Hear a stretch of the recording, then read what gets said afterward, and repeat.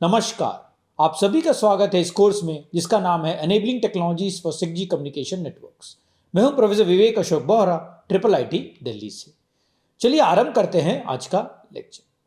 तो पिछले लेक्चर में हमने बेसिकली इंट्रोडक्शन दिया था कि 6G कम्युनिकेशन नेटवर्क्स किस तरह से, जो पहले के नेटवर्क्स थे 5G कम्युनिकेशन नेटवर्क्स या 4G कम्युनिकेशन नेटवर्क्स, किस तरह से उससे भिन्न होंगे और 6G में क्या डिफरेंसेस और क्या समानताएं रहेंगी एज कम्पेयर टू 5G या 4G कम्युनिकेशन नेटवर्क्स में।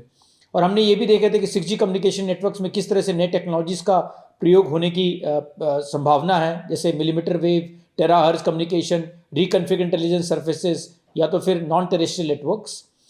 उसके उपरांत हमने ये भी देखा था कि 6G कम्युनिकेशन नेटवर्क्स में आर्टिफिशियल इंटेलिजेंस और मशीन लर्निंग का किस तरह से एक रोल प्ले होने वाला है। तो आज के लेक्चर में हम एक स्टेप आगे जाएंगे और ये देखेंगे कि 6G कम्युनिकेशन नेटवर्क्स के क्या इंपॉर्टेंट नॉलेज परफॉर्मेंस इंडिकेटर्स हैं और ये इस कोर्स के संदर्भ में हम किस टॉपिक्स पर ध्यान देंगे 6G कम्युनिकेशन नेटवर्क्स के संदर्भ में। चलिए आरंभ करते हैं आज का लेक्चर। तो जैसे मैंने बताया 6G नॉलेज परफॉर्मेंस इंडिकेटर्स के मामले में अगर मैं डिफरेंसेस बताऊं, ये एक विजन सॉर्ट ऑफ डिफरेंसेस हैं। जैसे 5G नेटवर्क्स में देखो ट्रैफिक कैपेसिटी 10 मेगाबिट्स पर सेकंड मीटर स्क्वायर थी, तो 6G कम्युनिकेशन नेटवर्क्स में ये 1 से 10 gigabits per second metre square होने की संभावना है। और डेटा रेट जो आपको 5G कम्युनिकेशन नेटवर्क्स में अगर इन्हांस मोबाइल ब्रॉडबैंड में अगर 20 गीगाबिट्स पर सेकंड के आसपास मिलती है, that is a peak sort of, इसमें आपको 1 टेराबिट्स पर सेकंड मिलने की संभावना है, क्योंकि इसमें हम और ज़्यादा फ्रिक्वेंसी और ज़्यादा हायर बैंडविड्थ का प्रयोग कर सकते हैं, मिलीमीटर वेव या टेराहर्ट्ज का प्रयोग कर सकते हैं, जिसकी वजह से आपको हायर डेटा रेट मिलने की संभावना है, क्योंकि हम इसमें ज़्यादा ऊपर वाले बैंड पे जा सकते हैं, जैसे मिलीमीटर वेव के टॉप लेयर बैंड 100 गीगाहर्ट्ज वगैरह में, या तो फिर हम टेराहर्ट्ज का भी प्रयोग कर सकते हैं। अभी तक इस पर शोध चल रहा है, मिलीमीटर वेव या टेराहर्ट्ज का प्रयोग कर सकते हैं, जिसकी वजह से इसकी बैंडविड्थ, जिसकी वजह से डेटा रेट में काफ़ी वृद्धि आ सकती है। तो जैसे हमने देखा कि डाउनलिंक में 20 गीगाबिट्स पर सेकंड में आप 5G नेटवर्क से मिल सकता है, 6G में 1 टेराबिट्स पर सेकंड मिल सकता है आपको। ये मिलीमीटर वेव और या तो फिर टेराहर्ट्ज की वजह से संभव है। इसके अलावा इसमें ज़्यादा बैंडविड्थ मिलने की संभावना है, तो ऑब्वियसली इसकी डेटा रेट, और इसमें हायर ऑर्डर माइमोस का, जैसे मैसिव माइमो एक मैंने टेक्निक बताया, उसका प्रयोग हो सकता है, या तो फिर ऑप्टिकल वायरलेस कम्युनिकेशन का भी प्रयोग की वजह से डेटा रेट में काफ़ी वृद्धि आ सकती है। और अगर मैं अपलिंक के डेटा रेट की बात करूँ 5G में, अपलिंक यानी मेरे से संदर्भ, जैसे मैंने पहले भी देखा था, अपलिंक से मेरा संदर्भ है मोबाइल फोन से बेस स्टेशन या मोबाइल फोन से एक्सेस पॉइंट की तरफ। इसमें 10 गीगाबिट्स पर सेकंड की संभावना थी 5G में, और 6G में ये अगेन 1 टेराबिट्स पर सेकंड तक मिल सकता है। तो इसमें आप देखोगे ये सिमेट्रिक है इस केस में, अपलिंक और डाउनलिंक के केस में 6G में, कि आपको सिमेट्रिक डेटा रेट मिल सकता है अपलिंक में भी डाउनलिंक में भी। तो अगर आपने ध्यान दिया होगा और अगर आपको ज्ञात होगा, हमने पहले भी ये जिक्र किया है कि बेसिकली जो असिमेट्रिक ट्रांसमिशन होता है अपलिंक और डाउनलिंक के बीच में, जनरली लोग डेटा ज़्यादा डाउनलोड करते हैं और अपलोड कम करते हैं, इसलिए डाउनलिंक स्पीड जो जनरली होती है वो ज़्यादा होती है एज कम्पेयर टू अपलिंक। पर 6G में ये मोस्ट लाइकली सिमेट्रिक रहने वाला है, क्योंकि आजकल अगर आप देखोगे बहुत लोग अपने वीडियोस अपलोड भी करते हैं, यूट्यूब में अपलोड करते हैं, नेटफ्लिक्स में भी बहुत सारे यूट्यूब में अपलोड करते हैं, या कोई और पोर्टल में जनरली अपलोड करते हैं। इसकी वजह से ये सिमेट्रिक आ जाएगा अपलिंक और डाउनलिंक के डेटा रेट्स में, इसलिए दोनों में 1 टेराबिट्स पर सेकंड का प्रावधान दिया गया है 6G के संदर्भ में। फिर अगर यूनिफॉर्म यूजर एक्सपीरियंस की बात करूँ तो इसमें 50 मेगाबिट्स पर सेकंड 2 डायमेंशनल एवरीवेयर, इसमें 10 gigabits per second 3 dimensional everywhere, in the sense of it आपको हाइट, जैसे यूएवीज के एप्लीकेशन की, जैसे हमने नॉन टेरेस्ट्रियल नेटवर्क्स की बात कही, यूएवीज ऐप्स के लिए भी इसमें 10 gigabits per second data rate आपको मिलने की संभावना है। लेटेंसी जैसे 5G में 1 मिली सेकेंड्स, जो टैक्टाइल इंटरनेट या रोबोटिक एप्लीकेशंस में या मिशन क्रिटिकल एप्लीकेशंस में काफ़ी इंपॉर्टेंट योगदान देता है, जिसे हम URLLC के संदर्भ में जानते हैं 5G में, ultra reliable low latency communication. ये इससे और कम होकर 0.1 मिली सेकेंड भी हो सकता है 6G कम्युनिकेशन नेटवर्क्स में। इसमें रिलायबिलिटी 10⁻⁵ है, इसमें 10⁻⁹, यानी 4 ऑर्डर्स बेटर रिलायबिलिटी आपको मिल सकती है 6G में as compare to 5G systems में। तो जितनी आपकी सिस्टम रिलायबल होगी, खासकर जो एप्लीकेशन जैसे रोबोटिक सर्जरी की अगर मैं बात करूं या सेफ ड्राइविंग की बात करूं, जहाँ रिलायबिलिटी एक बहुत ही इंपॉर्टेंट पैरामीटर है, उसमें इसको काफ़ी योगदान मिलेगा आपके 6G सिस्टम्स की वजह से।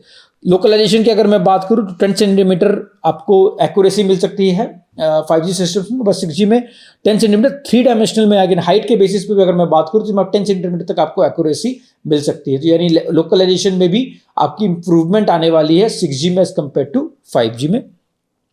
और जिटर और एनर्जी पर बिट इसमें डिफाइन नहीं है, और वेरेज 6G में अगर आप देखोगे इसमें 1 माइक्रोसेकंड्स के आसपास जिटर मिलने की संभावना है, और एनर्जी पिकोजूल्स पर बिट, यानी आपकी एनर्जी सेविंग काफ़ी हो सकती है 6G में एज कम्पेयर टू 5G।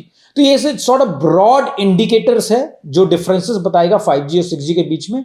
अगर जब तक 6G स्टैंडर्डाइजेशन नहीं होता है और 6G सिस्टम डिप्लॉयमेंट नहीं होती है, तो इसमें अभी भी ये सॉर्ट ऑफ विजन है, ये सॉर्ट ऑफ इंडिकेटर्स है, ये आगे जाके थोड़े चेंजेस इसमें और हो सकते हैं।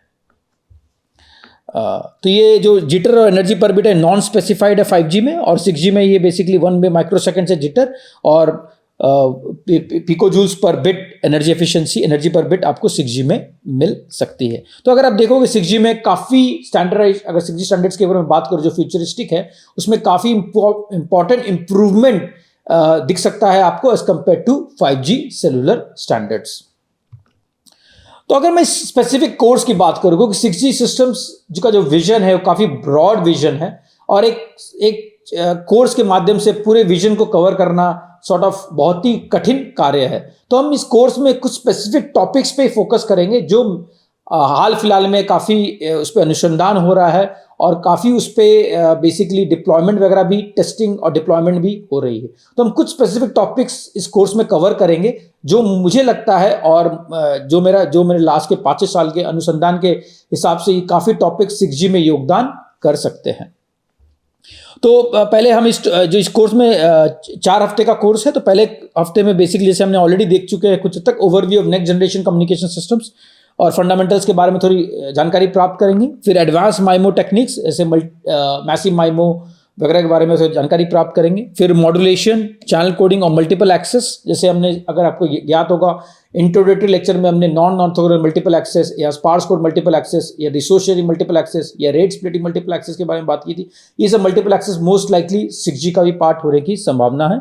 फिर मॉड्यूलेशन, हायर लेवल मॉड्यूलेशंस, जैसे हमने अब तक 256, 1024 या 2048 क्वैम्स के बारे में पढ़ा, तो ये मॉड्यूलेशन किस तरह 6G सिस्टम्स को इम्पैक्ट करेंगे उसके बारे में थोड़ी जानकारी प्राप्त करेंगे। और उसके अलावा चैनल कोडिंग, जैसे लो डेंसिटी पैरिटी कोड्स जिसमें जो 5G में प्रयोग होता है, या पोलर कोड जो 5G कंट्रोल चैनल में प्रयोग होता है, वो 6G को किस तरह से इम्पैक्ट करेगा उसके बारे में भी हम जानकारी प्राप्त करेंगे।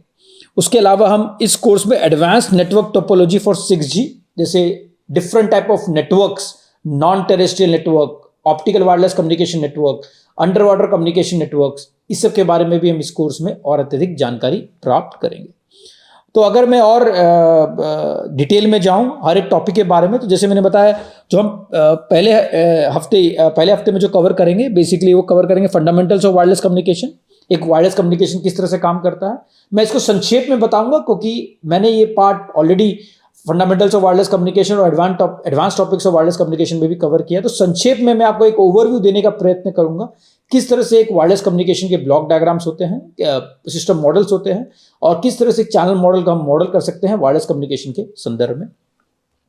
उसके अलावा हम पढ़ेंगे evolution of wireless systems and standard, किस तरह से 1G तक से 5G तक एवोल्यूशन हुआ है वायरलेस कम्युनिकेशन स्टैंडर्ड्स का, और क्या मेजर डिफरेंसेस है, क्या विभिन्न प्रॉपर्टीज हर एक स्टैंडर्ड की, जो हम इस कोर्स के माध्यम से और संक्षेप में समझने का प्रयत्न करेंगे।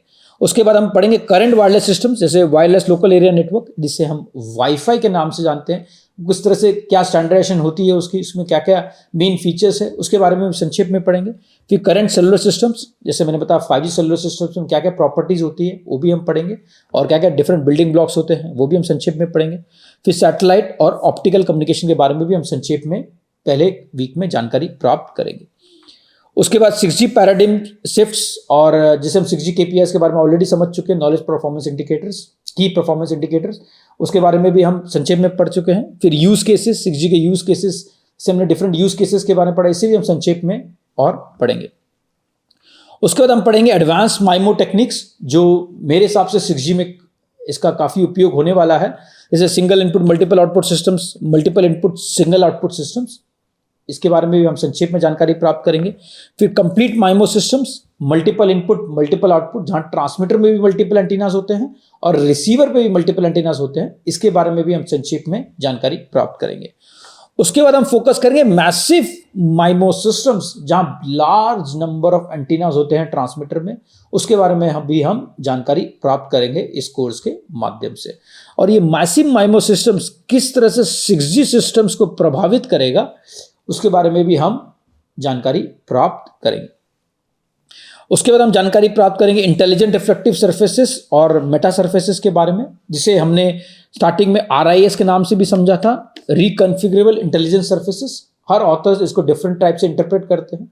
कोई लोग इसे रिकॉन्फिगर इंटेलिजेंट सर्फेसेस कहते हैं, कई लोग इसे इंटेलिजेंट रिफ्लेक्टिव सर्फेसेस कहते हैं, कि कोई लोग इसको प्रोग्रामेबल सर्फेसेस कहते हैं, कोई लोग इसे मेटा सर्फेसेस कहते हैं। बट हाल फिलहाल इसमें काफ़ी अनुसंधान हुआ है और मुझे भी लगता है कि ये भी एक जो टेक्नोलॉजी है वो 6G का पार्ट हो सकती है। तो इसके बारे में भी हम डिटेल में जानकारी प्राप्त करेंगे। इसके बाद हम पढ़ेंगे होलोग्राफिक बीम फॉर्मिंग, किस तरह से मेटा सरफेस या मैसिव माइमो के द्वारा बीम फॉर्म कर सकते हैं और बेसिकली किस तरह से हम परफॉर्मेंस में काफ़ी सुधार ला सकते हैं, खासकर 6G सिस्टम्स के संदर्भ में, वो भी हम इस कोर्स में पढ़ेंगे। उसके बाद हम पढ़ेंगे ऑर्बिटर एंगुलर मोमेंटम, जो भी एक मैसिव माइमो या RIS का पार्ट हो सकता है। उसके बारे में हम संक्षेप में जानकारी प्राप्त करेंगे किस तरह से ये हम इसका उपयोग करके 6G कम्युनिकेशन सिस्टम्स के परफॉर्मेंस में और लेटेंसी में सुधार ला सकते हैं। तीसरे हफ्ते में हम जो फोकस करेंगे वो फोकस करेंगे 6G कोडिंग स्कीम्स, जिसके बारे में संक्षेप में हमने already advance topics in wireless communication में कवर किया था। अगर मैं लो डेंसिटी पैरिटी कोड्स की बात करूं या टर्बो कोड्स की बात करूं या तो फिर पोलर कोड्स की बात करूं, इसको भी हम संक्षेप में इसमें समझेंगे और ये भी समझेंगे कि ये किस तरह से 6G सिस्टम्स को प्रभावित करेगा। उसके अलावा हम पढ़ेंगे 6G मॉड्यूलेशन टेक्निक्स। हम ये समझेंगे कि 5G में जैसे आपने मॉड्यूलेशन टेक्निक्स पढ़ा था, हमने OFDM देखा था, OFDM-A देखा था, SCFDMA वगैरह देखा था और नॉर्मल सिंगल कैरियर मॉड्यूलेशन के बारे में भी थोड़ी जानकारी प्राप्त की थी। हम देखेंगे 6G सिस्टम्स में ये मॉड्यूलेशन टेक्निक्स किस तरह से भिन्न होंगे, इसमें किस तरह से अलग सी प्रॉपर्टीज आएगी और हाल फिलहाल में मॉड्यूलेशन के संदर्भ में किस तरह का अनुसंधान हुआ है और ये किस तरह से 6G सिस्टम्स को प्रभावित करेगा। ये भी हम थर्ड वीक में पढ़ेंगे, जहां हम 6G मॉड्यूलेशन टेक्निक्स के बारे में विस्तार में जानकारी प्राप्त करेंगे। फिर हम पढ़ेंगे multiple access schemes for 6G। तो अगर आपको ज्ञात होगा, जो कन्वेंशनल मल्टीपल एक्सेस स्कीम्स थे वो थे TDMA time division multiplexing access, या FDMA frequency division multiplexing access, या CDMA code division multiplexing access, जो फर्स्ट जनरेशन, सेकंड जनरेशन या थर्ड जनरेशन में इनका उपयोग हुआ था। और फोर्थ जनरेशन सेलुलर स्टैंडर्ड में हमने देखा था कि OFDMA का प्रयोग हुआ था, ऑर्थोगोनल फ्रीक्वेंसी डिवीजन मल्टीप्लेक्सिंग, या तो सिंगल कैरियर FDMA, जिसे हम DFT प्रीकोडेड OFDM भी कहते हैं, उनका उपयोग हुआ था 4G सिस्टम्स में। और 5G सिस्टम्स में भी OFDMA का ही प्रयोग हुआ था डाउनलिंक के लिए, और अपलिंक में या तो SCFDMA का या तो फिर बेसिकली OFDMA का ही प्रयोग हुआ था। हमें लगता है कि 6G सिस्टम्स में थोड़ी इसमें विभिन्नता आने वाली है। हम ये समझने वाले कि 6G सिस्टम्स में नए मॉड्यूलेशन स्कीम जिस पे काफ़ी हाल फिलहाल में शोध हुए हैं, जैसे अगर मैं नोमा की बात करूँ, नॉन ऑर्थोगोनल मल्टीपल एक्सेस, या तो SCMA की बात करूँ, स्पार्स कोड मल्टीपल एक्सेस, या RSMA की बात करूँ, रेट स्प्लिटिंग मल्टीपल एक्सेस, या एक और form of RSMA, resource sharing multiple access, वो किस तरह से उसका उपयोग 6G सिस्टम्स में हो सकता है। और ये जो मॉड्यूलेशन मल्टीपल एक्सेस टेक्निक है, ये किस तरह से जो कन्वेंशनल मल्टीपल एक्सेस टेक्निक्स है, जिसे हम OMA भी कहते हैं, ऑर्थोगोनल मल्टीपल एक्सेस, किस तरह से भिन्न है, उसके बारे में भी हम विस्तार से जानकारी प्राप्त करेंगे इस कोर्स के माध्यम से। इसके बाद हम ये भी पढ़ेंगे कैंडिडेट वेवफॉर्म्स फॉर 6G। जैसे हमने देखा कि 4G और 5G में या तो रिसेंट वाईफाई स्टैंडर्ड्स में OFDM का काफी उपयोग हुआ है, तो क्या 6G में भी OFDM का प्रयोग होगा, या 6G में हम एक स्टेप आगे जाके OFDM के अलावा अलग कैंडिडेट वेव फॉर्म, जैसे नोमा की मैंने बात की, मल्टीपल एक्सेस अगर नंबर ऑफ यूजर्स का, तो नोमा का प्रयोग हो सकता है, या OFDMA का प्रयोग हो सकता है, या इनसे अलग होकर कोई और मल्टीपल एक्सेस या कोई और वेव फॉर्म का प्रयोग हो सकता है। उसके बारे में भी हम जानकारी प्राप्त करेंगे इस कोर्स के माध्यम से। उसके बाद हम देखेंगे कि जो 6G सिस्टम्स है, जैसे हमने पहले भी इसके बारे में थोड़ी जानकारी दी है आपको, हमने देखा कि 6G सिस्टम्स में जैसे हम देखेंगे, it's not only about terrestrial connectivity, जैसे on ground connectivity, human connectivity, ये क्या 6G सिस्टम्स किस तरह से non terrestrial networks, satellite communication, UAV communication या ड्रोन कम्युनिकेशन या HAP high altitude platform system communication, इसको किस तरह से प्रभावित करेगा, ये भी हम इस कोर्स में पढ़ने वाला हूं। तो हम आगे जाके ये भी देखेंगे 6G सिस्टम के जो की परफॉर्मेंस इंडिकेटर में आपको 3 डायमेंशनल कनेक्टिविटी पे भी काफी फोकस होने वाला है, क्योंकि ऑन ग्राउंड कनेक्टिविटी के बाद अलावा एयर कनेक्टिविटी ड्रोन्स के लिए, सैटेलाइट के लिए किस तरह से 6G सिस्टम प्रभावित करेगा, उस पर भी काफी रिसर्च हो रहा है। और हम ये भी पढ़ेंगे कि ये किस तरह से 6G सिस्टम को प्रभावित करेगा और 6G सिस्टम की रिक्वायरमेंट किस तरह से हम मॉडिफाई करेंगे ताकि हम नॉन टेरेस्ट्रियल कम्युनिकेशन को भी फैसिलिटेट या उसको भी बढ़ावा दे सके। तो नॉन टेरेस्ट्रियल नेटवर्क एक काफ़ी इंपॉर्टेंट फोकस नेटवर्क है जिसपे हाल फिलहाल जिसमें काफ़ी अनुसंधान हो रहा है। तो ये कोर्स में हम इसके बारे में ही पढ़ेंगे। इसके अलावा हम पढ़ेंगे अंडर वाटर नेटवर्क्स। तो अंडर वाटर कम्युनिकेशन भी एक काफ़ी इंपॉर्टेंट एरिया है, खासकर communication between different submarines, communication between जैसे शिप से और सबमेरीन का पोर्ट से, शिप का पोर्ट से, या तो अंडर वाटर डाइवर से, अंडर वाटर सेंसर से, deep offshore deep sea mining वगैरह वगैरह में और डीप सी एक्सप्लोरेशन में किस तरह से कम्युनिकेशन का प्रयोग होने वाला है, इसके बारे में भी हम इस कोर्स के माध्यम द्वारा हम जानकारी प्राप्त करेंगे। तो अगर आप देखोगे अंडर वाटर कम्युनिकेशन में खासकर अगर देखोगे एकॉस्टिक कम्युनिकेशन का और एकॉस्टिक सिग्नल का काफ़ी उपयोग होता है। तो हम ये पढ़ेंगे आगे जाके 6G सिस्टम्स के वजह से क्या हम एकॉस्टिक के आगे जाके RF या ऑप्टिकल का प्रयोग कर सकते हैं, वो भी हम इस कोर्स में पढ़ेंगे। और किस तरह से 6G systems under water communication networks को प्रभावित करेगा वो भी हम इस कोर्स के माध्यम से समझेंगे। इसके अलावा हम पढ़ेंगे ग्रीन कम्युनिकेशन नेटवर्क्स। हम ये देखेंगे कि अगर आप देखोगे कि जो कार्बन फुटप्रिंट है उसमें कम्युनिकेशन नेटवर्क्स का भी काफ़ी योगदान होता है, क्योंकि जैसे जैसे आप बेस स्टेशन बढ़ाओगे, जैसे जैसे मोबाइल टर्मिनल्स बढ़ते हैं या तो एक्सेस पॉइंट बढ़ते हैं, तो ऑब्वियसली कार्बन फुटप्रिंट भी बढ़ता है। तो आगे जाके ग्रीन कम्युनिकेशन नेटवर्क्स पे भी काफ़ी रिसर्च हो रहा है और हम किस तरह से कार्बन फुटप्रिंट को या एनर्जी पर बिट को और रिड्यूस कर सके ताकि आपका जो कार्बन फुटप्रिंट का जो इम्पैक्ट है उसको हम कम कर सके। तो इस पर भी काफ़ी फोकस होने वाला है इस कोर्स के माध्यम से। इसके अलावा हम इस कोर्स में AI ML models for 6G networks end devices, artificial intelligence और मशीन लर्निंग किस तरह से 6G कम्युनिकेशन नेटवर्क्स को प्रभावित करेगा, वो भी हम इस कोर्स में पढ़ेंगे। और ये देखेंगे कि आर्टिफिशियल इंटेलिजेंस या मशीन लर्निंग एल्गोरिथम या डिफरेंट लर्निंग एल्गोरिथम जैसे सुपरवाइज लर्निंग, अनसुपरवाइज लर्निंग या रीइंफोर्समेंट लर्निंग किस तरह से 6G कम्युनिकेशन सिस्टम के परफॉर्मेंस में और वृद्धि ला सकता है, वो भी हम इस कोर्स के माध्यम से समझेंगे। हम ये देखेंगे कि मशीन लर्निंग का प्रयोग करके किस तरह से आप यूजर के डेटा रेट में या एंड टू एंड सिस्टम के लेटेंसी में या तो फिर कम्प्लेक्सिटी में किस तरह से आप सुधार ला सकते हो। तो ये भी हम इस कोर्स के माध्यम से पढ़ेंगे। इसके अलावा हम इस कोर्स में अगर टाइम मिलेगा तो हम बेसिकली टेरा मिलीमीटर वेव के बारे में और टेरा हर्ट्ज के कम्युनिकेशन के बारे में भी संक्षेप में आपको जानकारी देंगे। हम ये देखेंगे कि टेरा हर्ट्ज कम्युनिकेशन सिस्टम या मिलीमीटर वेव कम्युनिकेशन सिस्टम किस तरह से कन्वेंशनल माइक्रोवेव बेस्ड या कन्वेंशनल जो सब सिस्टम से भिन्न है और इसका उपयोग किस तरह 6G कम्युनिकेशन सिस्टम्स के डेटा रेट में वृद्धि लाने में या लोकलाइजेशन परफॉर्मेंस में या लेटेंसी परफॉर्मेंस में किस तरह आप इसका उपयोग कर सकते हो।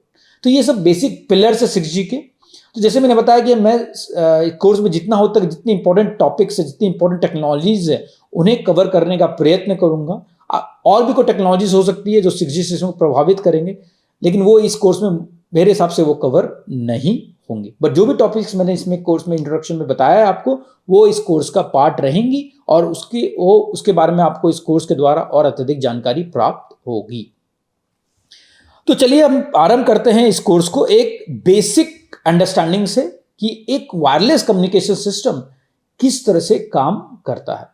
तो ये आपने ब्लॉक डायग्राम वगैरह पहले भी देखा होगा, लेकिन ये मेरा प्रयत्न है कि इसको जो लोग पहली बार ये कोर्स ले रहे हैं और जिन्होंने कभी वायरलेस कम्युनिकेशन के साथ इंटरफेस नहीं किया है, उनके लिए काफ़ी लाभदायक होगा अगर हम बेसिक से स्टार्ट करें कि किस तरह से एक वायरलेस कम्युनिकेशन सिस्टम दिखता है, उसके बेसिक मॉडल्स क्या होते हैं, इसके बेसिक ब्लॉक डायग्राम क्या होती है, उसमें कौन से ब्लॉक्स जाते हैं जो इसके सिस्टम के परफॉर्मेंस को इम्पैक्ट करते हैं। तो हम बेसिक से स्टार्ट करेंगे। मैं बहुत डिटेल में नहीं जाऊँगा, बट आपको बेसिक इंफॉर्मेशन दूंगा एक वायरलेस कम्युनिकेशन सिस्टम के संदर्भ में।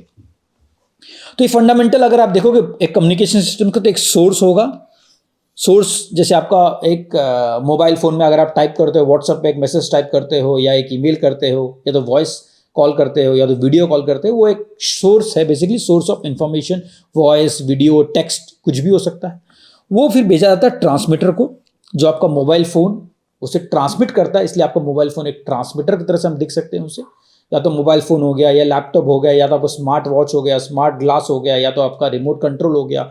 तो सब एक ट्रांसमीटर की तरह बिहेव करते हैं। आपने कुछ टेक्स्ट या वॉइस या वीडियो या तो बटन दबाया है, वो बटन जो कम्युनिकेशन है वो किस तरह से कम्युनिकेट होगा रिसीवर पे, वो ट्रांसमीटर के द्वारा वो फैसिलिटेट किया जाता है। वो पास होता है एक चैनल से। चैनल आपका वायर्ड भी हो सकता है, वायरलेस भी हो सकता है। वायर्ड से मेरा तात्पर्य इथरनेट केबल है। अगर इथरनेट के द्वारा एक्सेस कर रहे हो एक लैन केबल के द्वारा, तो वायर्ड कनेक्शन हो गया। या तो फिर आप ऑप्टिकल फाइबर के द्वारा एक्सेस करो तो भी एक वायर्ड कनेक्शन हो गया। लेकिन अगर आप मोबाइल फ़ोन का प्रयोग कर रहे हो या लैपटॉप का प्रयोग कर रहे हो जो वाईफाई का प्रयोग करता है या तो सेलुलर का प्रयोग करता है, वो एक वायरलेस मीडियम हो गया। तो इसको हम कहते हैं प्रोपगेशन मीडियम। जिस मीडियम के द्वारा आपका जो इंफॉर्मेशन आपने कलेक्ट किया है ट्रांसमीटर से, किस तरह से वो रिसीवर पे भेजा जाएगा, उसे हम प्रोपगेशन मीडियम कहते हैं। डिफरेंट टाइप के होते हैं। एक चैनल होता है एक additive wide Gaussian noise channel, जिससे हम टिपिकली जिसमें हम गॉसियन नॉइस का इम्पैक्ट पढ़ते हैं। और दूसरा होता है वायरलेस में खासकर फेडिंग चैनल, जिसकी वजह से जिसमें हम वायरलेस चैनल पे इम्पैक्ट देखते हैं। फेडिंग की वजह से उसमें एटेन्यूएशन आता है, उसमें फेस शिफ्ट आता है। तो ये वायरलेस चैनल की जनरली प्रॉपर्टीज होती हैं जो सिग्नल को जनरली इम्पैक्ट करती है। उसके बाद वो इन्फॉर्मेशन रिसीवर पे रिसीव होता है। रिसीवर का जो काम होता है वो ये होता है कि जो इन्फॉर्मेशन ट्रांसमीटर से आई है चैनल के द्वारा, उसे किस तरह से हम डिकोड या डिमॉड्यूलेट करें और उसे किस तरह से हम इंटरप्रेट करें। जो टेक्स्ट आपने भेजा है व्हाट्सएप द्वारा, ईमेल द्वारा, एसएमएस द्वारा, या तो कोई वॉइस भेजा है या वीडियो भेजा है, तो किस तरह से रिसीवर उसे डिकोड करके इंटरप्रेट करता है, वो रिसीवर का काम है। उसके बाद आता है डेस्टिनेशन, जहां आपने जो मैसेज भेजा है वो दिखाया जाएगा। समझिए आपने व्हाट्सएप मैसेज भेजा आपने किसी फ्रेंड को, किसी कलीग को, तो वो मैसेज उसके व्हाट्सएप स्क्रीन पे दिखेगा। वो स्क्रीन जो होता है वो डेस्टिनेशन होता है। It can be A screen, it can be a voice signal, it can be A video signal. जो आपके कलीग या फ्रेंड या किसी को भेजा है वो आपको जिस जगह दिखेगा वो डेस्टिनेशन कहलाता है। तो ये 4 मेन फंडामेंटल, अगर मैं चैनल को भी इंक्लूड करूं तो 5 मेन फंडामेंटल ब्लॉक है for any wireless communication system. एक आपका सोर्स रहेगा, एक ट्रांसमीटर, एक चैनल, एक रिसीवर और एक डेस्टिनेशन। तो कोई भी अगर मैं सिस्टम ले लूँ 1G से 6G तक, या तो फिर वाईफाई के कोई भी सिस्टम्स ले लूँ वाईफाई 1 से वाईफाई 7 तक, सब में ये 5 फंडामेंटल ब्लॉक्स होने ही हैं। इसके डिफरेंसेस होंगे, ट्रांसमीटर में डिफरेंसेस होंगे, सोर्स में डिफरेंसेस होंगे, चैनल में डिफरेंसेस होंगे, रिसीवर में डिफरेंसेस होंगे या डेस्टिनेशन में डिफरेंसेस होंगे, बट ये 5 फंडामेंटल ब्लॉक्स हर एक कम्युनिकेशन सिस्टम का पार्ट होता है। चलिए और संक्षेप में और ट्रांसमीटर और रिसीवर की प्रॉपर्टीज को समझने का प्रयत्न करते हैं। तो ट्रांसमीटर में जनरली ये 4 ब्लॉक्स होते हैं। एक सोर्स इनकोडर होता है, जो सोर्स को इनकोड करता है। वो आपके जैसे रिडंडेंसी रिड्यूस करता है। बहुत भिन्न भिन्न प्रकार के सोर्स इनकोडर मौजूद है। Huffman coding, run learn coding, dictionary learning वगैरह वगैरह डिफरेंट टाइप के प्रकार होते हैं सोर्स इनकोडिंग के। उसके बाद आता है चैनल इनकोडर। चैनल इनकोडर एक बहुत ही महत्वपूर्ण ब्लॉक है, जो बेसिकली आपके जो मैसेज है उसमें रिडंडेंसी इंट्रोड्यूस करता है ताकि आपकी मैसेज आराम से रिसीवर डिकोड कर सके। तो ये सहूलियत प्रदान करता है आपके बिट्स पे, ताकि आपका रिसीवर आराम से उस मैसेज को डिकोड कर सके इन प्रेजेंस ऑफ जो चैनल का इम्पैक्ट है उसके प्रेजेंस में। तो चैनल इनकोडिंग जैसे हमने पहले भी पढ़ा था, उसके बहुत सारे फॉर्म्स होते हैं। हैमिंग कोड्स होते हैं, लीनियर ब्लॉक कोड्स, जैसे Hamming code linear block code का फॉर्म है। BCH कोड्स होते हैं, गोले कोड होते हैं, और कन्वोल्यूशनल कोड्स भी होते हैं, मेमोरी कोड, मेमोरीलेस कोड्स, और हाल्फ अलार्म जैसे मैंने बताया, LDPC, polar code, turbo codes, ये सब डिफरेंट, और रीड सोलोमन कोड्स, ये सब डिफरेंट फॉर्म्स हैं चैनल इनकोडिंग के। तो add analysis of symbols to overcome the effects of distortion introduced by the transmitted signal. तो ये आपको सहूलियत प्रदान करता है ताकि आपके इंफॉर्मेशन रिसीवर पे आराम से आप इसे डिकोड कर सके। उसके बाद आता है मॉड्यूलेटर। मॉड्यूलेटर से मेरा तात्पर्य है जो आपके बिट्स की जो इंफॉर्मेशन आ रही है उसे किस तरह से सिंबल्स में कन्वर्ट करेगा। तो मॉड्यूलेशन के बारे में भी हमने विस्तार में पहले पढ़ा है। तो डिफरेंट फॉर्म्स ऑफ मॉड्यूलेशन होते हैं। BPSK होता है, बाइनरी फेज शिफ्ट की, जहां आपके बिट्स को सिंबल्स में एक सिंगल बिट सिंबल में कन्वर्ट किया जाता है कोसाइन और फेज शिफ्ट ऑफ 0 और 180 डिग्री के माध्यम से। उसका QPSK होते हैं 16 QAM, 64 QAM, 256 QAM, 1024 QAM, सब डिफरेंट प्रकार के मॉड्यूलेशन टेक्निक्स होते हैं, और उसमें मैंने यहाँ दिखाया नहीं एक्सप्लिसिटली। उसके बाद उस इंफॉर्मेशन को अप कन्वर्ट किया जाता है एक स्पेसिफिक फ्रीक्वेंसी पे। तो ये मॉड्यूलेशन का काम होता है, जो बिट्स को सिंबल्स में कन्वर्ट करता है, फिर उसे अप कन्वर्ट करता है at a specific carrier frequency. उसके बाद आता है आपका पावर एम्पलीफायर, जो बेसिकली आपके एम्पलीफायर को सिग्नल को बूस्ट करता है ताकि वो रिसीवर तक आराम से वो सिग्नल पहुंच सके। तो पावर एम्पलीफायर के भी भिन्न प्रकार होते हैं, हाई पावर एम्पलीफायर और उसके बाद मीडियम पावर एम्पलीफायर। तो ये डिफरेंट आपके पावर रिक्वायरमेंट के हिसाब से आप पावर एम्पलीफायर का डिप्लॉयमेंट करते हैं। उसके बाद आता है उसके बाद आता है एंटीना, जो आपके बेसिकली जो इंफॉर्मेशन सिग्नल है उसे इलेक्ट्रिकल सिग्नल में कन्वर्ट करता है। तो इसको बेसिकली एंटीना करते हैं, जो आउटपुट आता है पावर एम्पलीफायर का उसे इलेक्ट्रोमैग्नेटिक सिग्नल के वेव्स में कन्वर्ट करता है। ये जॉब होता है एंटीना का। तो ये बेसिक ब्लॉक डायग्राम है ट्रांसमीटर का। मैंने बेसिक ब्लॉक्स बताए हैं, इसके अलावा और भी भिन्न भिन्न प्रकार के ब्लॉक्स होते हैं। इंक्रिप्शन ब्लॉक होता है, स्क्रैम्बलिंग ब्लॉक होता है, और उसके अलावा और भी आजकल जैसे अगर आप OFDM का प्रयोग कर रहे हो तो IFFT block, channel prefix block, parallel to serial converter block, ये सब भी भिन्न भिन्न प्रकार के ब्लॉक्स होते हैं। बट कम्युनिकेशन सिस्टम में जनरली ये 4 ब्लॉक्स पाए जाते हैं ट्रांसमीटर में। अगर मैं रिसीवर की बात करूं तो रिसीवर में भी जैसे एंटीना के द्वारा आपका सिग्नल प्राप्त होता है, उसके बाद आप लो नॉइज एम्पलीफायर का प्रयोग करते हैं ताकि आपके नॉइज फिगर में सुधार आ सके, ताकि आपके higher signal to noise ratio आपको इनिशियली मिल सके। उसके बाद हम प्रयोग करते हैं मिक्सर का, जो आपके सिग्नल को डाउन कन्वर्ट कर सके बेस बैंड में या इंटरमीडिएट फ्रीक्वेंसी में। उसके बाद हम प्रयोग करते हैं डी मॉड्यूलेटर का, जो आपके सिंबल्स को बिट्स में कन्वर्ट कर सके। जैसे हमने अगर QPS के मॉड्यूलेशन किया है 2 बिट्स पर सिंबल, तो ये 2 बिट्स, एक सिंबल को 2 बिट्स में कन्वर्ट करेगा। या 16 ग्राम का प्रयोग किया है तो 4 बिट्स पर सिंबल, यानी 4 बिट्स, एक सिंबल को 4 बिट्स में ये कन्वर्ट करेगा। इसी प्रकार के डिफरेंट फॉर्म्स होते हैं डीमॉड्यूलेटर का।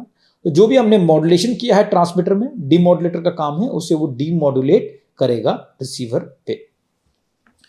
उसके बाद होता है चैनल डिकोडर, जो बेसिकली डिकोड करेगा चैनल इनकोडिंग जो हमने किया है। जैसे हमने हैमिंग कोड का अगर प्रयोग किया होगा, या BCH कोड का, या कन्वोल्यूशनल कोड का, तो बेसिकली ये रिडंडेंसी जो है उसे रिमूव करेगा और जो बिट्स है उसे एक्सट्रैक्ट करने का प्रयत्न करेगा। तो चैनल डिकोडिंग के भी भिन्न भिन्न प्रकार होते हैं, हमने ये विस्तार में पहले भी पढ़ा है। जैसे अगर मैंने ट्रांसमीटर में कन्वोल्यूशनल इनकोडिंग का प्रयोग किया है तो रिसीवर पे हम विटरबी डिकोडिंग का प्रयोग करेंगे। जैसे हमने पोलर कोड और इटरेटिव कोड्स का प्रयोग किया था, तो रिसीवर भी उस भिन्न भिन्न प्रकार के मैसेज पासिंग एल्गोरिथम वगैरह का प्रयोग करके हम इंफॉर्मेशन को डिकोड करने का प्रयत्न करते हैं। तो डिकोडर, चैनल डिकोडर के भी भिन्न भिन्न प्रकार होते हैं। उसके बाद आता है सोर्स डिकोडर।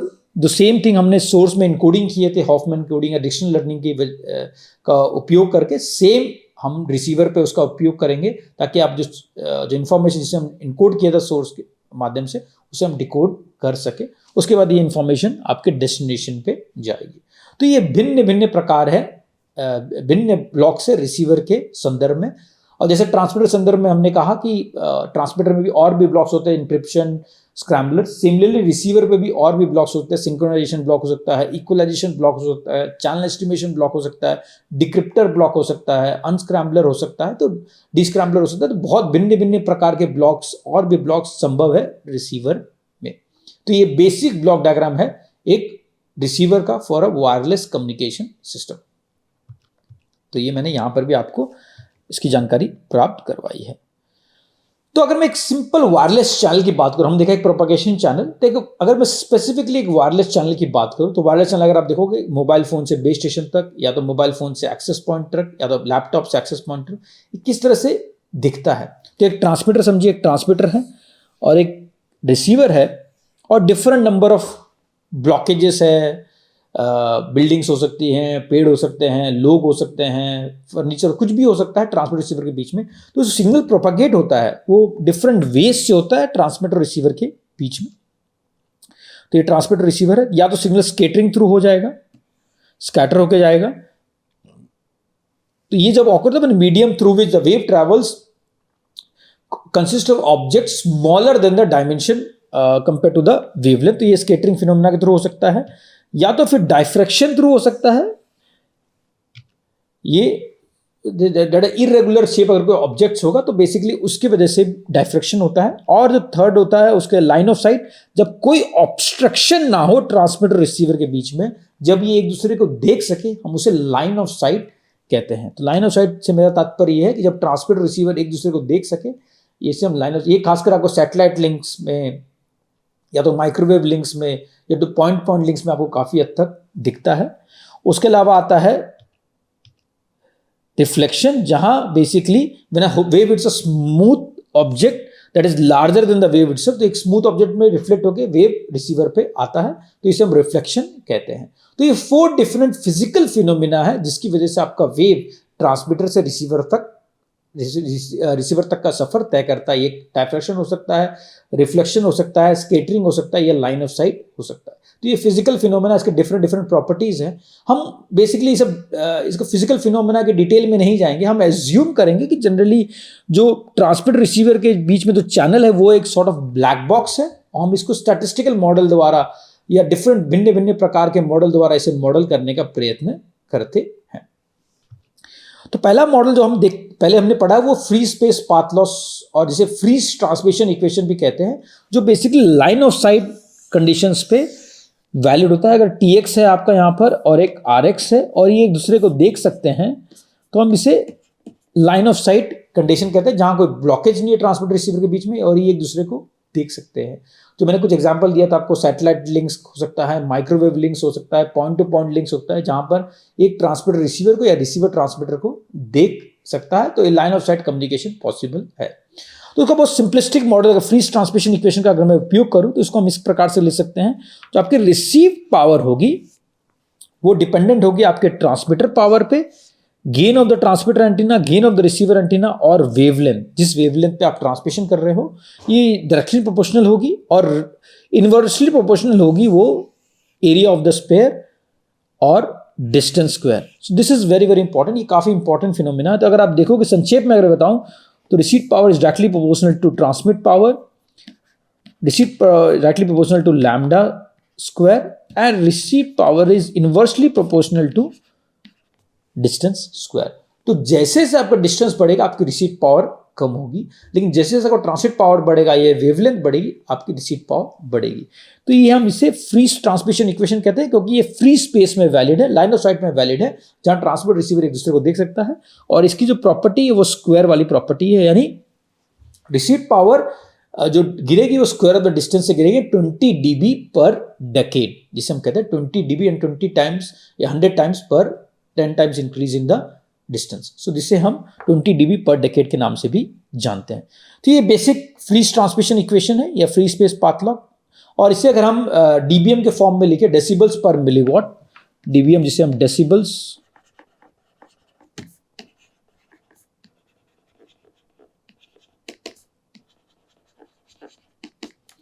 डेसिबल्स पर मिलीवॉट के फॉर्म में लिखे, तो हम इसे लिखे receive power is transmit power plus 10 log GT, क्योंकि gain of transmitter antenna add होता है रिसीव पावर पे, gain of the received antenna, wavelength square है 20 log 10 और माइनस 20 log 10 4 पाई कांस्टेंट जो था, और माइनस 20 log D। तो डिस्टेंस के बीच में 20 dB पर डेकेड के माध्यम से गिरता है, तो इसका फॉर्म डीबीएम के फॉर्म में इसे हम लिख सकते हैं। और पाथ लॉ जिसे हम कहते हैं वो होता है transmit power bye receive power, जो चैनल की वजह से आपके सिग्नल ट्रांसमिशन में जो लॉस हुआ है उसे हम पाथ लॉस कहते हैं। उसे हम लिख सकते हैं 4 pi d square lambda square by GT। Same हम इस इक्वेशन से इसे इंटरप्रेट कर सकते हैं। बहुत सिंपल एक्सटेंशन है प्रीवियस इक्वेशन से पाथ लॉस का फाउंडेशन तक। तो पाथ लॉस का हम इसको, और पाथ लॉस अगर हम डीबी के फॉर्म में लिखे तो सेम, हम इसको 10 log TB, तो इसको हम इसको minus 10 log GTX GRX lambda square by 4 pi dt। तो GTX is nothing but GT, GRX is nothing but GR। तो basically gain of the transmitter antenna, gain of the receiver antenna. बहुत authors GTX और GRX को 1 मान लेते हैं। हम assume करते हैं कि बेसिकली ओमनी डायरेक्शनल एंटीना है, और इसकी वजह से जो गेन है ट्रांसमीटर का और रिसीवर पे वो 1 है। तो ये बेसिकली इस क्वेश्चन को हम इस तरह से सिंप्लीफाई भी कर सकते हैं। तो एक चीज जो गौर फरमाने की है वो आपको ध्यान रखना पड़ेगा, जैसे से आपका पाथ लॉस बढ़ेगा आपकी रिसीव पावर वो कम होगी। ये बहुत ही इंपॉर्टेंट है, क्योंकि अगर आप देखोगे पाथ लॉस, अगर मैं डीबी में लिखूं, path loss in dB will be equal to transmit power in dBm minus receive power in dBm, यानी रिसीव पावर यानी PT dBm minus path loss. जैसे पाथ लॉस बढ़ेगी आपकी रिसीव पावर कम होगी, और जैसे रिसीव पावर अगर आप बढ़ेगी तो पाथ लॉस कम होगी। बहुत ही इंपॉर्टेंट एक्सप्रेशन है, ठीक, इस बात का आपको ध्यान रखना है, ठीक है।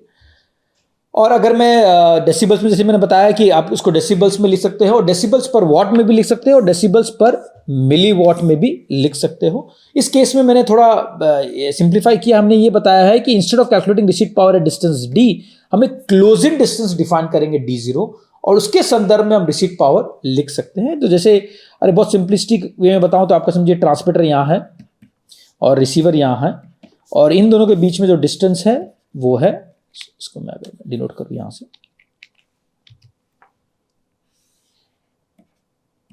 अगर समझिए ट्रांसमीटर यहां है, रिसीवर यहां, इन दोनों के बीच में डिस्टेंस d है। मैंने क्या किया इस केस में, मैंने एक क्लोजिंग डिस्टेंस डिफाइन किया है यहां से यहां तक d0, और ये हम एज्यूम कर रहे हैं कि d0 जो है वो फार फील्ड में, क्योंकि जो भी एक्सप्रेशन हम इस कोर्स में पढ़ेंगे वो फार फील्ड में वैलिड होना चाहिए, तभी आपके एक्सप्रेशंस वैलिड होंगे। हम नियर फील्ड इंपैक्ट इस कोर्स में पढ़ेंगे। नियर फील्ड के लिए कुछ और मटेरियल आप रेफर कर सकते हो, या तो मेरे कुछ और ट्यूटोरियल्स रेफर कर सकते हो। हम इस कोर्स में खासकर सिर्फ फार फील्ड इंपैक्ट ही देखेंगे, और ये हम एज्यूम करेंगे जो d0 डिस्टेंस है वो df से ज्यादा, df यानी distance at the far field, या फ्रॉन्टफर डिस्टेंस भी जिसे बहुत लोग कहते हैं। तो हम एक क्लोजिंग डिस्टेंस डिफाइन करते हैं d0, और d0 की जो वैल्यू होगी वो जो एक्चुअल डिस्टेंस है उससे कम होगी। तो हमें जब पता है receive power at distance d0, तो हम receive power at distance d को इसको एक्सट्रापोलेट करके निकाल सकते हैं। बहुत सिंपल एक्सटेंशन है, इसके बारे में मैंने यहां पर भी आपको दिखाया है। तो receive power at distance d, अगर dBW में लिखो डेसिबल्स पर watt, will be equal to receive power at distance d0, जो रिसीव पावर आपका डिस्टेंस d0 में, plus 20 log d0 by d, क्योंकि रिसीव पावर आपकी कम होगी जैसे जैसे डिस्टेंस बढ़ेगी। तो रिसीव पावर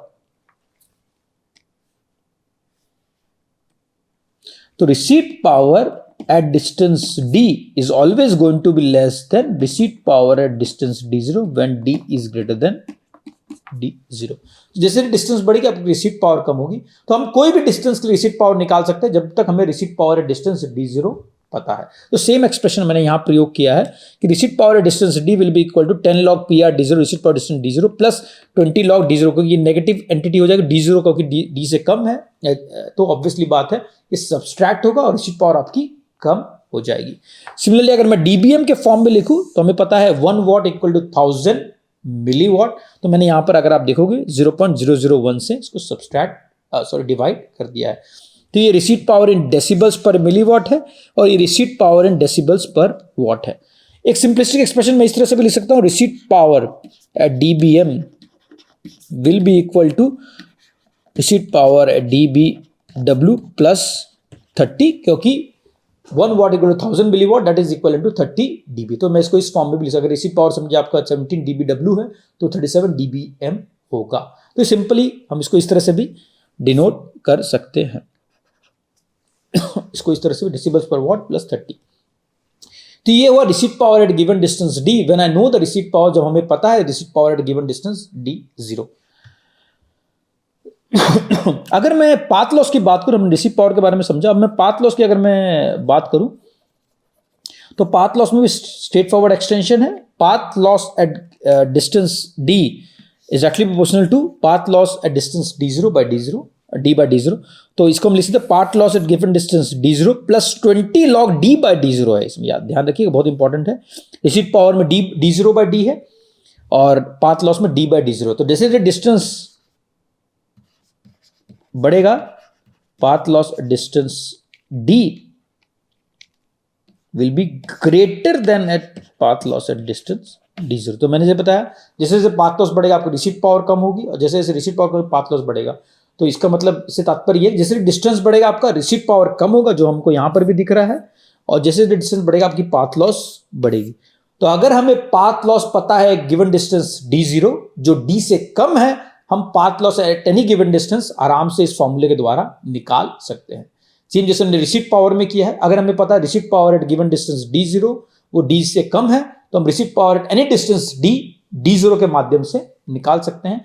सेम एनालॉजी हमने पाथ लॉस में भी प्रयोग किया है। अगर हमें path loss at any given distance d0 पता है तो path loss at any given distance d हम इस फॉर्मूले के द्वारा निकाल सकते हैं। चलिए अब आगे बढ़ते हैं। अब हम देखेंगे सिंप्लीफाइड पाथ लॉस मॉडल। तो हमने अभी तो देखा, हमने बेसिकली फोकस किया फ्री स्पेस पाथ लॉस पे, जहां हमने देखा कि डिस्टेंस के माध्यम से जो रिसीव पावर में डिके 20 dB पर डेकेड होता है, यानी d स्क्वायर के माध्यम से वो डिके होता है। लेकिन वो जो एक्सप्रेशन है वो सिर्फ लाइन ऑफ साइट कंडीशंस के लिए वैलिड है या फ्री स्पेस के लिए वैलिड है। अगर समझिए आपका कोई ऑफिस फ्लोर है, मल्टीपल फ्लोर है, तो वो मॉडल उसके लिए वैलिड नहीं हो सकता। अगर कोई ब्लॉकेज आ गया तो उसके लिए वो मॉडल ब्लॉक वैलिड नहीं हो सकता। तो उसके लिए हम जनरली एक सिंप्लीफाइड पाथ लॉस मॉडल का प्रयोग करते हैं और हम पैरामीटर इंट्रोड्यूस करते हैं n। इसे हम पाथ लॉस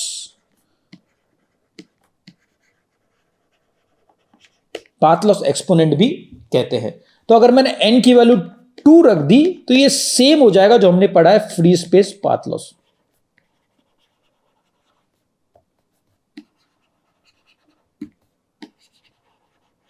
अगर मैंने n की वैल्यू वेरिएबल रखी, वो depending upon the propagation environment, जैसे अगर कोई ऑफिस फ्लोर है, मल्टीपल फ्लोर्स है, बिल्डिंग्स है, मैक्रो साइट है, माइक्रो साइट है, अर्बन रूरल, उसके वेरिएशन पर अगर मैंने n को वेरी की तो वो बेसिकली उस प्रोपगेशन एनवायरनमेंट को मॉडल करने के लिए आपको योगदान देता है। तो इसलिए मैंने n की वैल्यू वेरिएबल रखी है, तो इसे हम कहते हैं फ्री स्पेस पाथ लॉस का पाथ लॉस एक्सपोनेंट, और इसकी वजह से आपको पाथ लॉस में कुछ चेंजेस आए थे, इसे हम कहते हैं सिंप्लीफाइड पाथ लॉस मॉडल। तो आपको जो रिसीव पावर है dBm में हम उसकी transit power plus k dB, k जो है वो एक कांस्टेंट है, same free space path loss में जो कांस्टेंट देखा था हमने 20 log 10 lambda by 2 4 pi d0 minus 10n। अगर आप देखोगे, अगर आपको ज्ञात होगा पिछले सेशन में 20 log 10 d बाई d0 देखा था। मैंने क्या किया, इसे 20 की जगह 10n कर दिया। अगर n की वैल्यू 2 होगी तो फ्री स्पेस पाथ लॉस हो जाएगी, अगर n की वैल्यू ज्यादा होगी तो पाथ लॉस एक्सपोनेंट ज्यादा है, यानी आपके रिसीव पावर में और कमी आएगी, और n की वैल्यू 2 से अगर कम हुई तो रिसीव पावर में और बढ़ोतरी हो जाएगी। तो n को मैंने यहां पे वेरिएबल रखा है, इसलिए हमने इसे सेम एक्सप्रेशन, ये जो था वो आपका फ्री स्पेस के लिए था,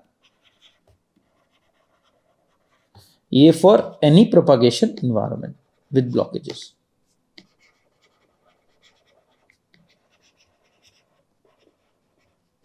any propagation environment।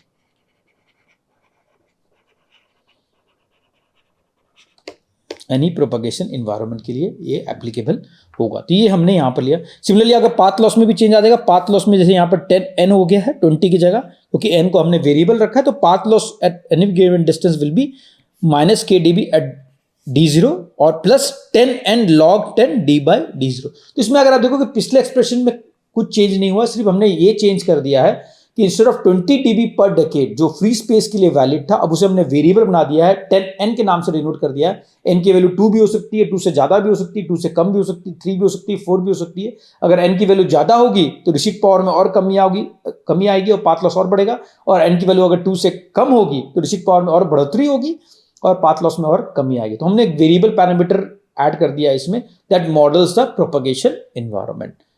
तो ये simplified path loss model.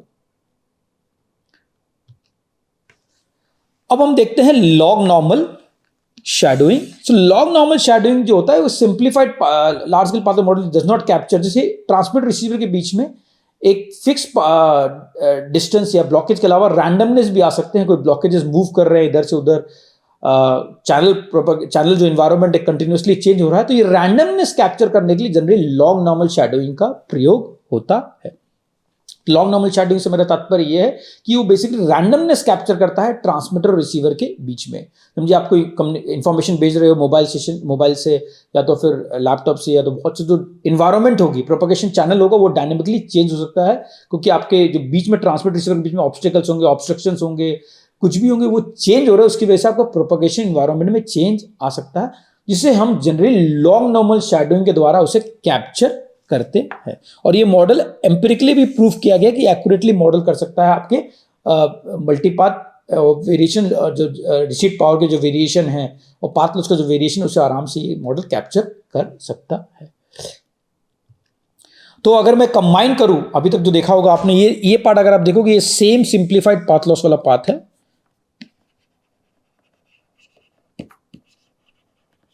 Simplified,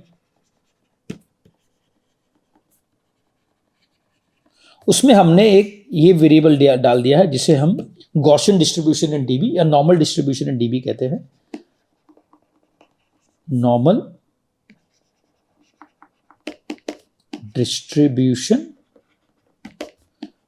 इन डीबी। तो ये एक वेरिएबल है, रैंडम वेरिएबल, जो रैंडमनेस कैप्चर करता है ट्रांसपोर्ट रिसीवर के बीच में। इसकी जो मीन है वो भी डीबी में होगी और उसका जो वेरिएंस है वो भी डीबी में होगा।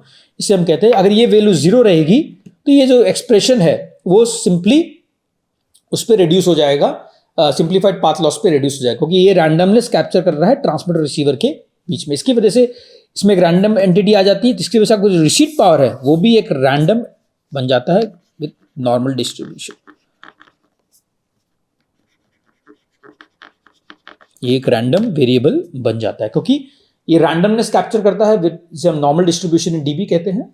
तो इसकी वजह से इसमें भी एक रैंडमनेस आती है। सिमिलरली अगर पाथ लॉस में भी रैंडमनेस आ जाएगी, क्योंकि ये same simplified path loss model अगर आप देखोगे, ये जो पार्ट है यहां तक वो सिंप्लीफाइड पाथ लॉस मॉडल, उसमें एक रैंडम एंटिटी हमने ऐड कर दिया है जो लॉन्ग नॉर्मल शैडोइंग को मॉडल करता है with normal distribution in dB. तो पाथ लॉस भी आपका एक रैंडम एंटिटी हो जाएगा और रिसीट पावर भी आपका एक रैंडम एंटिटी हो जाएगा। तो अगर ये देखोगे, ये एक्सप्रेशन जो देखोगे, ये बहुत ही इंपॉर्टेंट एक्सप्रेशन है। ये आपके जो भी हमने अभी तक लार्ज स्केल फीडिंग मॉडल पढ़ा है उसको कैप्चर करता है, आपका सिंप्लीफाइड पाथ लॉस मॉडल। अगर n की वैल्यू 2 डाल दोगे, तो अगर मैंने n की वैल्यू 2 डाल दी इसमें और सिग्मा जो साइड डीबी उसे 0 कर दिया, तो ये आपका free space path loss model में रिड्यूस हो जाता है। तो मैं इसको दिखाता हूं आपको। अगर समझिए n की वैल्यू 2 है और सिग्मा डीबी 0 है, तो ये जो मॉडल है रिसीट पावर डीबीएम, ये रिड्यूस हो जाता है आपका free space path loss model, path loss या Friis transmission equation for received power. Similarly अगर आपकी n की वैल्यू 2 नहीं है, कुछ और है, not equal to any other value, n is something like a free space path loss exponent, और सिग्मा डीवी की वैल्यू आपकी 0 है और n can take any value.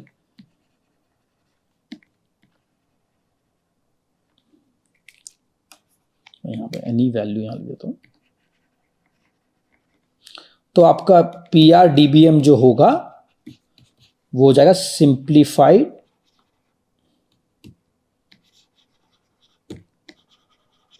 Path loss. Receipt power होगा सिंप्लीफाइड पाथ लॉस में convert हो जाएगा। तो देखोगे ये दोनों model is specific cases of this, और इसमें सिग्मा डीबी अगर एक्चुअली रैंडम से आप कैप्चर करो तो ये बेसिकली कंबाइंड मॉडल है that captures free space path loss, simplified path loss, या तो फिर रैंडमनेस बिटवीन ट्रांसमीटर रिसीवर। तो ये जनरलाइज्ड मॉडल है, ये दो एक्सप्रेशन। तो ये हमको बेसिकली हमने अभी तक जो पढ़ा वो लार्ज स्केल फीडिंग मॉडल को कैप्चर करता है ये इक्वेशन के द्वारा। तो अगर मैंने इसको प्लॉट करने का प्रयत्न किया तो ये जो रेड कर्व है वो normal free model, free space transmission model जो हमने पढ़ा है, डिस्टेंस वेरिएशन के बेसिस पे चेंज होता है, और उसके ऊपर जो आता है लॉग नॉर्मल शैडोइंग जो आपके ऑब्स्टिकल्स को भी कैप्चर करता है ट्रांसपोर्ट रिसीवर के बीच में, जो एक रैंडम एंटिटी है, उसकी वजह से आपको रिसीव पावर में एक फ्लक्चुएशन आता है, रैंडमनेस आती है क्योंकि आपके ऑब्स्टिकल्स या ऑब्स्ट्रक्शन जो है वो ट्रांसमीटर रिसीवर के बीच में वो रैंडम होते हैं, उसकी वजह से आपको रिसीव पावर में एक रैंडम फ्लक्चुएशन आता है। अगर ट्रांसमीटर भी स्टेशनरी है, रिसीवर भी स्टेशनरी है और कोई ऑब्स्टिकल्स नहीं है ट्रांसमीटर रिसीवर के बीच में, तो हम फ्री स्पेस पाथ लॉस का प्रयोग कर सकते हैं। लेकिन अगर ट्रांसमीटर स्टेशनरी, रिसीवर स्टेशनरी और ऑब्स्टिकल भी स्टेशनरी है तो हम एक सिंप्लीफाइड पाथ लॉस मॉडल का प्रयोग कर सकते हैं। तो हमने अभी तक जो समझा है वो तीन डिफरेंट टाइप के मॉडल समझा। एक normal free space path loss model जहां डी की वैल्यू, हमने जो पाथ लॉस एक्सपोनेंट है एन की वैल्यू 2 ली थी, जिसे हमने कहते हैं 20 dB पर डेकेड के माध्यम से रिसीट पावर वेरी हो रहा था। उसके बाद हमने पढ़ा सिंप्लीफाइड पाथ लॉस मॉडल जहां हमने पाथ लॉस एक्सपोनेंट की वैल्यू वेरी की और हमने देखा एन की वैल्यू 2 भी हो सकती है, 2 से ज्यादा भी हो सकती है, 2 से कम भी हो सकती है। उसके बाद हमने पढ़ा लॉन्ग नॉर्मल शैडोइंग जो रैंडमनेस कैप्चर करता है ट्रांसमीटर रिसीवर के बीच में, जिसे हमने साइड डीबी के माध्यम से मॉडल के जो नॉर्मल डिस्ट्रीब्यूशन इन डीबी है उसकी वजह से आपको रिसीट पावर में भी फ्लक्चुएशन आ गई और आपके पाथ लॉस में भी फ्लक्चुएशन आ गई। तो इस संक्षेप में मैंने आपको लार्ज स्केल फीडिंग मॉडल समझाने का प्रयत्न किया है। आगे जाके हम इस कोर्स में और स्टैटिस्टिकल मॉडल संक्षेप में पढ़ेंगे और हम पढ़ेंगे बेसिकली कि different type of communication network किस तरह से बिहेव करते हैं और 6G में बेसिकली ये कम्युनिकेशन नेटवर्क किस तरह से आप इसे समझ सकते हैं। तब तक के लिए धन्यवाद। Thank you.